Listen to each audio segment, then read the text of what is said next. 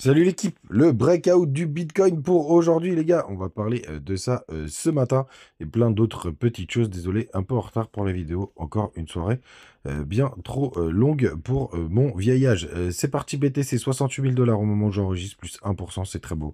Le reste de l'app est tranquille et assez calme. On attend de voir ce que va faire Bitcoin. On a quand même CryptoClebar qui nous pousse un joli 9%, Shiba 3,7%.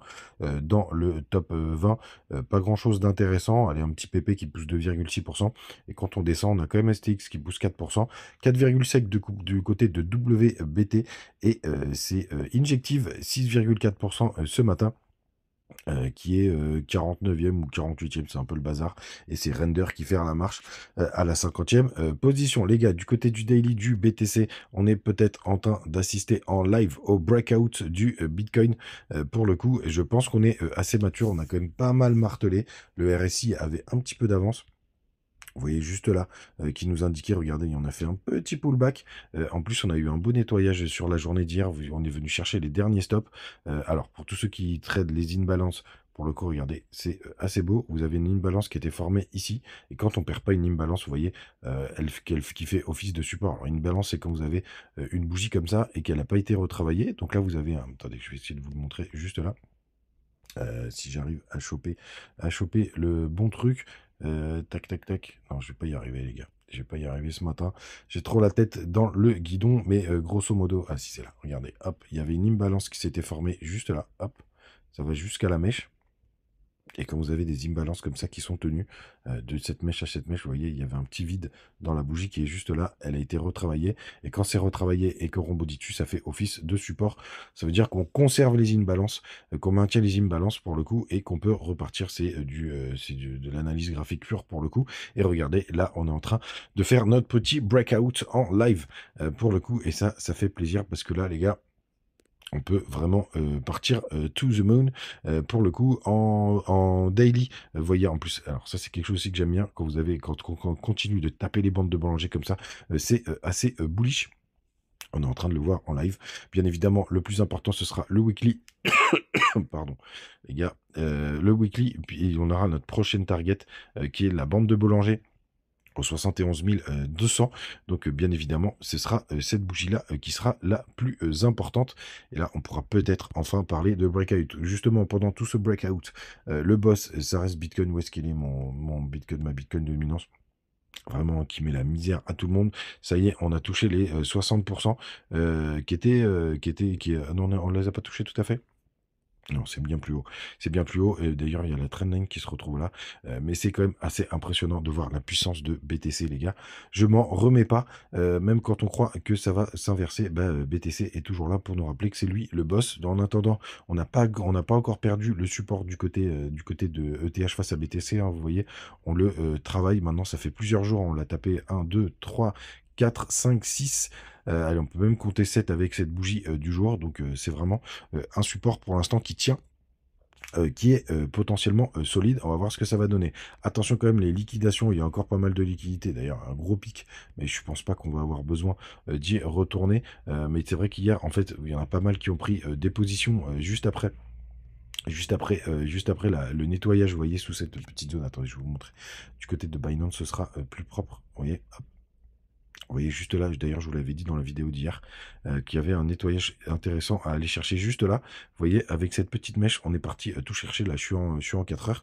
C'est comme quand je vous ai dit que avant de repartir, quand on a eu une espèce de flash crash très rapide après le fake breakout, vous voyez, on est venu chercher un peu de liquidité et on est reparti.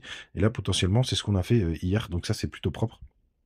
Et donc maintenant, il faut aller titiller les 68 400. Et d'ailleurs, il y a pas mal de liquidités au-dessus. On a à peu près 100 millions de liquidations au-dessus des 60 000, des 68 500, grosso modo. Donc on va aller, à mon avis, on va peut-être même le voir en direct live. Mais en tout cas, c'est plutôt propre ce que nous propose le BTC. Attention, les fundings, ils sont toujours positifs, mais ils n'ont pas explosé, hein. C'est quand on dépasse les 0,01 qu'on est vraiment en surchauffe.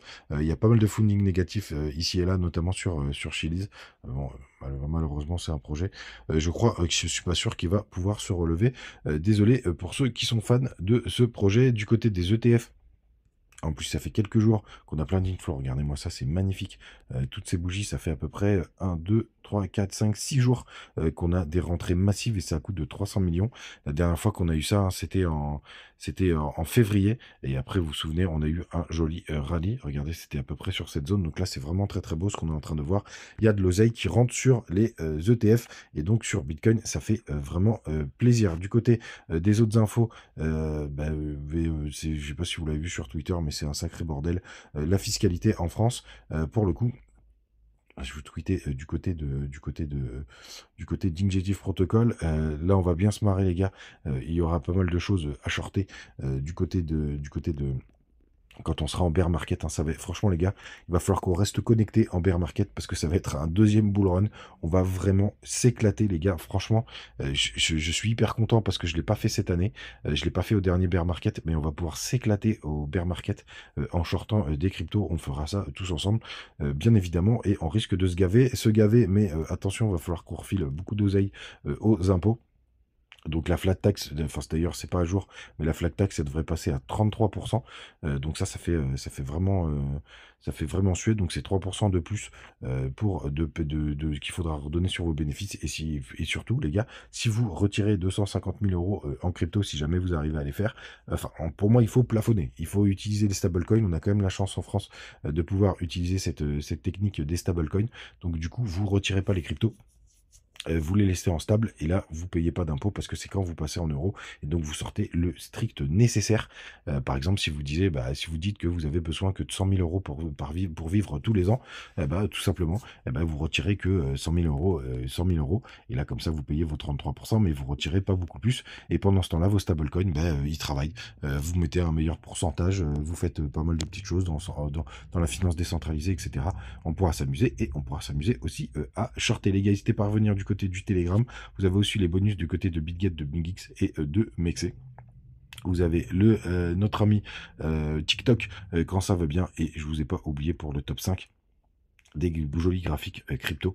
Vous inquiétez pas, il va sortir très rapidement, j'espère, ce week-end, les gars. Passez une très très bonne journée. Moi, je crois que je vais me retourner me coucher. C'est plus mon âge, toutes ces conneries. Et à demain, ciao.